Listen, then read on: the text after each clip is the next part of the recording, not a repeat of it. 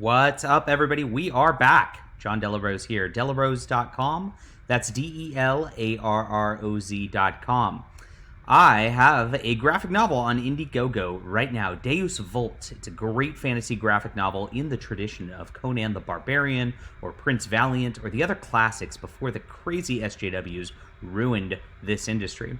If you want some fun, there's just 5 days left. We're about to end this. I would love for you to get on this. This is going to be the book of the year, guaranteed. You can check out some of the art on the page here. I'll leave the link in the description below. Thanks everybody who's backed this so far. We appreciate everybody supporting the channel and our efforts to change culture for the better. Speaking of changing culture for the better, Valiant Comics at least is going to have their culture change for the better. I don't know about IDW at this point, but this is a very interesting development over the weekend. Heather Antos leaves Valiant for IDW's Marvel and Star Wars comics.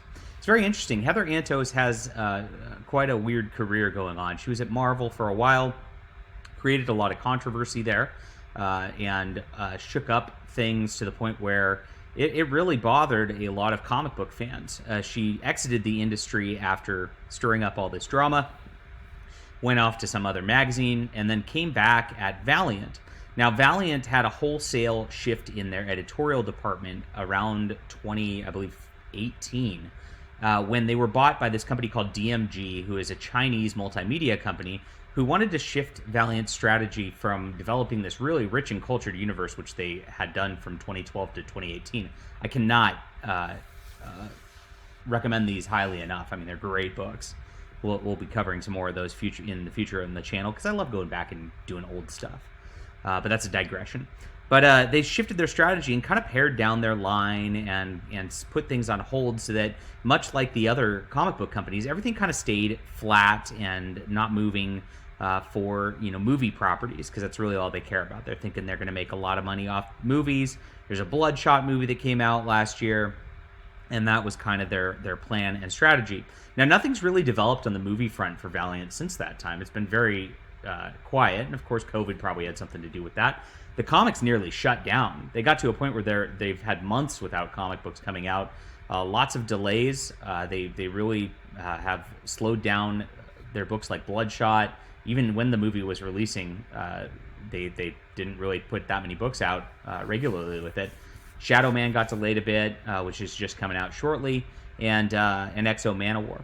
Now, what's interesting is Heather brought in all of her friends, and with Valiant and these Chinese guys who were in charge, they didn't seem to know what was going on in the comic industry, know who to hire. I mean, honestly, all they had to do is just hire back the same people who were working on it before and just be like, do what you're doing. You guys were doing an amazing job. But they couldn't do that. They had some issues there and fired Dinesh Shamdasani, who was the CEO there, who was kind of the glue holding everything together. And in comes Heather Antos and her friends. Now, they wrapped up a few storylines. They had some great stuff with Imperium and Joshua Dysart and Matt Kint's Exo Manowar wrapped up. But once those wrapped up, the talent level really changed at Valiant and just like went right down the drain. The art really suffered quite a bit. The storylines are near incomprehensible at this point. There was one that was okay in Rye. With Dan Abnett, but that was still a slow roll. But it was interesting. Heather brought in her friends, several other SJWs who were on the editorial teams, and then they brought in their writer friends and artist friends and really just made a mess of the Valiant universe. Now, I've read a lot of what's going on in Valiant, and I noticed that like there's been a point where things are just not paid attention to. The continuity is not paid attention to. The backstories of Exo Manowar, for example, are not paid attention to. They're really just like shifting things completely to try to just make it into this hokey, quote, modern comic that really is a shame, because that was one of the best comics out there for a long time. And that is the legacy that she left. At Marvel, of course, she was in charge of a lot of their SJW Star Wars comics. And so we're going to expect a very similar thing here. Now, what does IDW do with these Marvel and Star Wars comics? Obviously, Marvel's got their own line of these things. IDW's grouping for these is for kids' comics. So not only is she being put in charge of something that is a property that she's already had problems with before and created trouble with before, But now it's going to be for the kids lines. Now I actually get the Star Wars comics lines for my kids because I've got little kids, and they really like these comics. They're a little easier to read. They're fun. There's not as much continuity to them. They're usually quick vignette type of things for the kids' attention spans and all that. But there's been no weird SJW content in it. It's all been very fun stuff. It's all been very wholesome.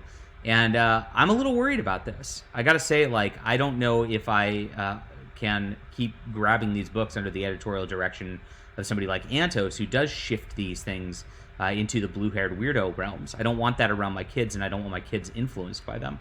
So it's a really weird choice here, but it is a step up for Antos, who is, really embedding herself within the comic industry. IDW is a big step up from Valiant, as it may be, because they do have these properties. And if she's going to be here and at the reins of these sorts of properties, we can maybe expect to see her back at Marvel and DC, wreaking havoc on those companies once again. All right, well, it's good news for Valiant. I'm actually looking in the Facebook group right now for the Valiant fans, and everybody's kind of optimistic. They're like, maybe Valiant's about to get good again. I don't know if I'd hold my breath there. I don't think these Chinese investors care much about comics. But this is a good move for them regardless, because they are going to be free from this influence, and we'll see what happens with IDW. We'll keep an eye on it, as we do all cultural items here. Hit that like and subscribe button, and let me know what you think about this. Does it matter? Is it going to change the industry?